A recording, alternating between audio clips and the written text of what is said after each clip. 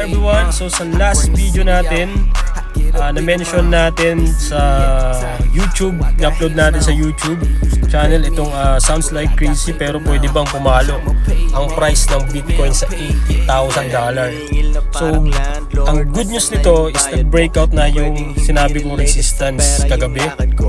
And ipakita ko sa inyo yung running profit ko na pinakita ko rin kagabi is almost 1,500 USD na sa Bitcoin. Sa Ethereum is almost 1,300 USD and running pa siya. Okay, pag kinulos ko yan, so take profit na. Pero since meron tayong target dito na mention din natin sa video, okay, kailangan natin sundin yun or else sa mga lower time frame pa dito is makakita tayo kung kailan natin pwedeng i-close. Alright? So good luck sa mga trade, plan the trade.